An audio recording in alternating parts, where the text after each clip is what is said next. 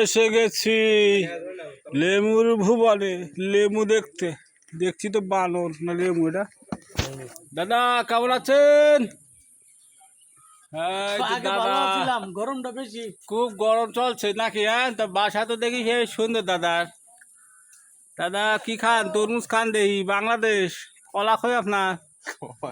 আরে শালা, কলা সাথে চলছে তরমুজ, সেদিন তো শরীরটা ভালোই। যত শরীর আমাদের খারাপ, লেবু তো ভালোই আছে।